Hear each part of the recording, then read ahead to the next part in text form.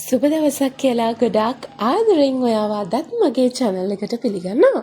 ඉතින් thumbnail එකේ දැක්ක විදියට අද මම ඔයාට හදන්න කියලා දෙන්නේ පැණි නෙල්ලි. මේකට අපිට අවශ්‍ය වෙන්නේ මෙන්න මේ වගේ මලක් හැඩයට තියෙන නෙල්ලි. අපි නම් ඒකට කියන්නේ මල් නෙල්ලි කියලා. සමහරක් පැතිවල කිරි නෙල්ලි කියනවා. ඕන එකක්. ඉතින් අපිට ඕන වෙනවා මම නම් මේ වෙලාවේ අරන් තියෙන්නේ නෙල්ලි ග්‍රෑම් 250ක ප්‍රමාණයක්.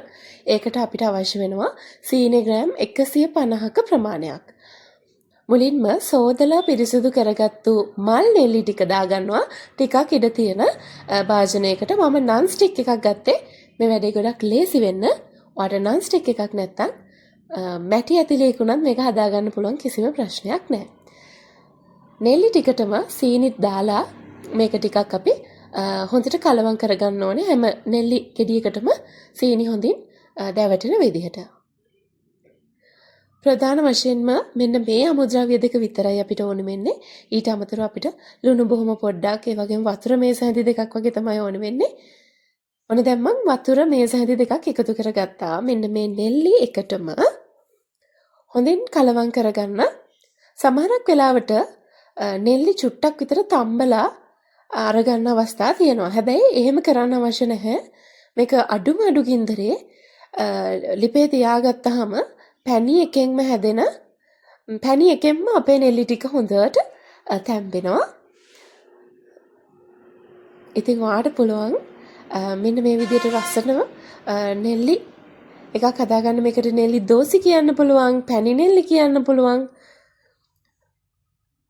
මතක තියාගන්න ඕනේ දෙයක් තමයි ලිපේ තියාගත්ත වෙලාවෙ ඉඳන් අපි ලිප ඔන් කරලා කොහෙටවත් යන්නේ නැහැ. මොකද සීනි නෙමේ. එතකොට ඉක්මනින්ම මේක කර වෙන්න අඩි අල්ලන්න බලනවා. එහෙම වුණොත් අපේ නෙල්ලි ටික තිත්තරහක් වගේ එන්න පුළුවන්. මේ බලන්නකො, මේ තියෙන විනාඩි 15කට විතර පස්සේ තරමක් දුරට අපේ නෙල්ලි ටික පැණි එකෙන් හොඳට තැම්බිලා තියෙන්නේ. හැබැයි හොඳටම තැම්බිලා නැහැ. මේ බලන්නකො, මෙන්න මේ විදිහට හොඳට පෙරලමින් මේක හදාගන්න ඕනේ.